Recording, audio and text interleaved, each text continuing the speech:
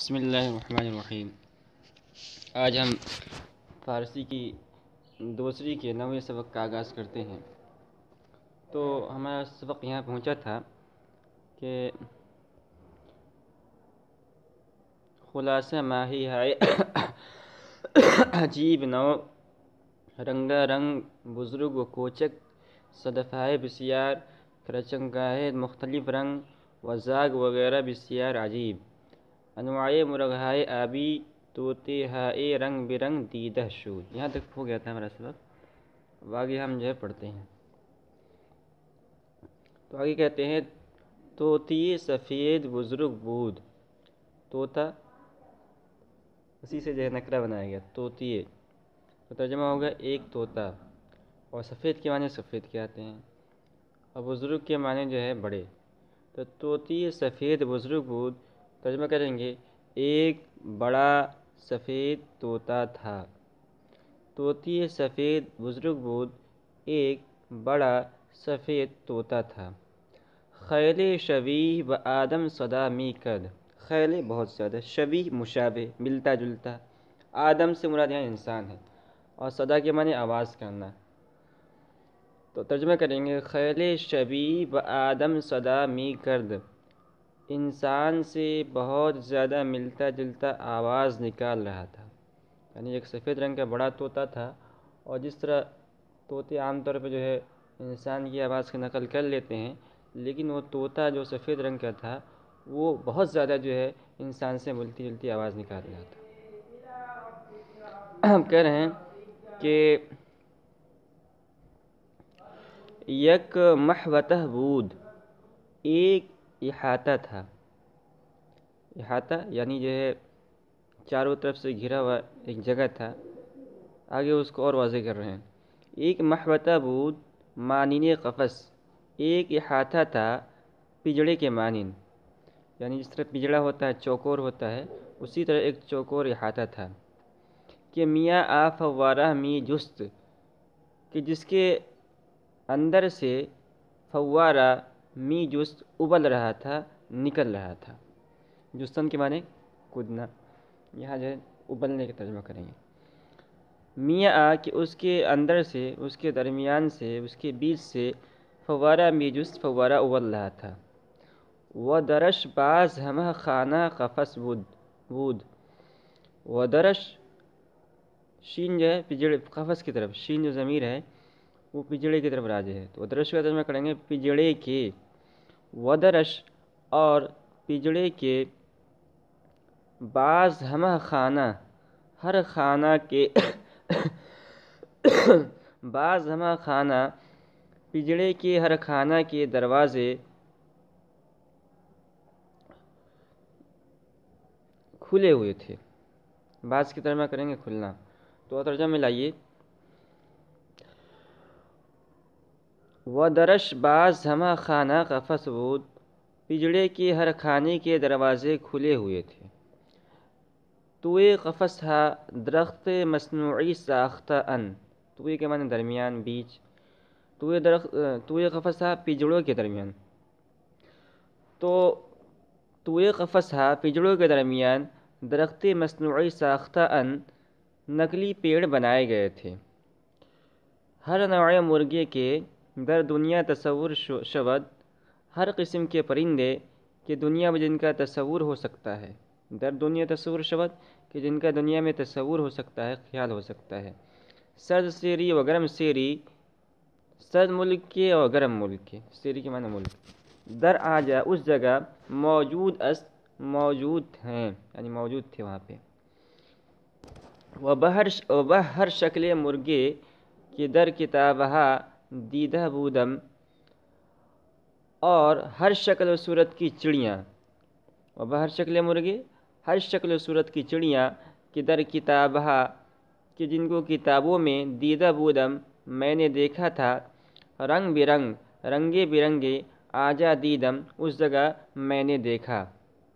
ہمہ آہا را در کمال پاکیزگی آب و دانہ می دہن، ہمہ آہا را، آہا ضمیر جمع کی ہے، تو ہمہ آہا را ان سب کو، ان تمام کو در کمال پاکیزگی نہایت صفائی سے آب و دانہ می دہن، آب دانہ دیتے تھے. یعنی سب کو جو ہے چارہ جو ہے بالکل صاف ستھرا چارہ دیا جاتا تھا اور بالکل صفائی کے ساتھ دیا جاتا تھا.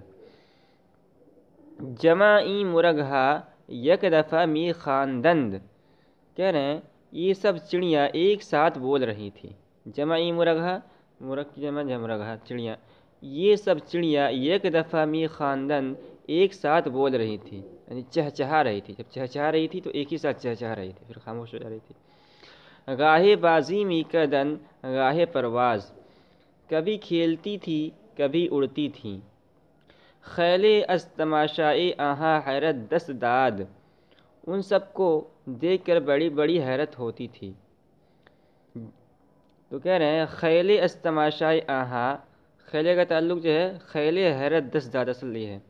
تو از تماشا آہاں اصل ترکیب ہے از تماشا آہاں خیل حیرت دست داد، یعنی ان سب کو دیکھ کر خیل حیرت دست داد بہت زیادہ حیرت ہوتی تھی. ہمی جا در طویلہ بقدر 50 و 60 اسف، ہمی جا اس جگہ میں، در طویلہ طویلہ کے معنی آتے ہیں استبل کے. استبل کہتے ہیں جہاں گھوڑوں کو باندھا جاتا ہے. اور بقدر کے معنی جو ہے بقدر تقریباً، 50 کے معنی جو ہے 50، اور 60 کے معنی 60، اور اسف کے معنی گھوڑے. تو کہہ رہے ہیں ہمی جا اسی جگہ، در طویلہ استبل میں، بقدر تقریباً 50 و 60 اسف 50 اور 60 گھوڑے.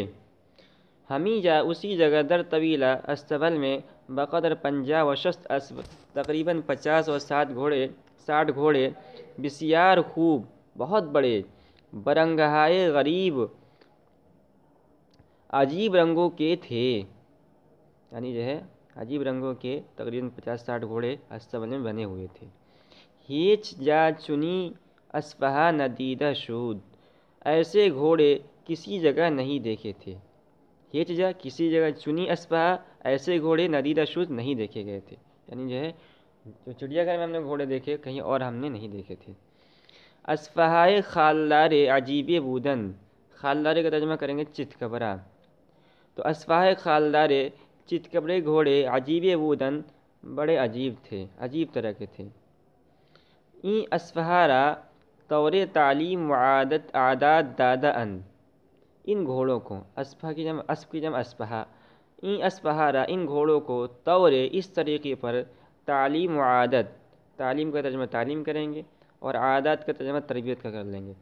این اسپہارا ان گھوڑوں کو طور اس طور پر، تعلیم و عادات دادا ان تعلیم و تربیت دی گئی تھی کہ بیک اشارہ ہر حرکتے کے خواہن می کنن، کہ وہ لوگ جو چاہتے ہیں. تو خواہن یعنی جو ہے وہ لوگ جو چاہتے ہیں، بیک اشارہ ایک اشارہ میں، تو جو چاہتے ہیں گھوڑے ایک اشارے پر حرکت کرتے ہیں. این اسپہارا ان گھوڑوں کو طور اس طریقے پر، تعلیم و تربیت دادا ان تعلیم و تربیت دی گئی تھی کہ بیک اشارہ کہ ایک اشارے پر، ہر حرکتی کے خواہن می کنن جو وہ چاہتے تھے وہ گھوڑے ایک اشارے پر حرکت کرتے ہیں. ہما اسپہا زبان می داستن، تمام گھوڑے زبان سمجھتے ہیں. یعنی یہ ہے ان معلم کی ٹریننگ دینے والے کی زبان سمجھتے ہیں. معلم می گفت، معلم سکھانے والے نے کہا، بایستید کھڑے ہو جاؤ، ہمہ می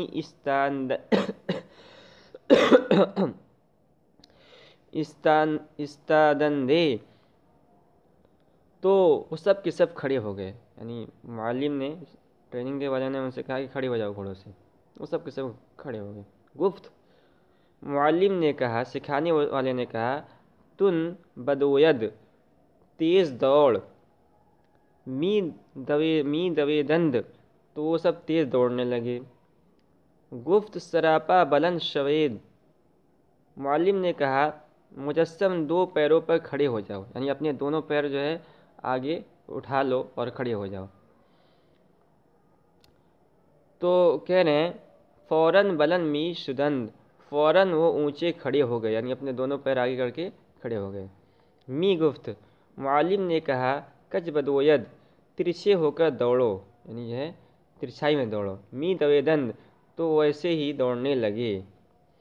ہرچے می گفت، جو کچھ معلم کہتا، ہما وہ لوگ می کردن کرتے تھے، یعنی جو ہے ٹریننگ دینے والے جو ان سے کہتا تھا وہ سب کرتے تھے۔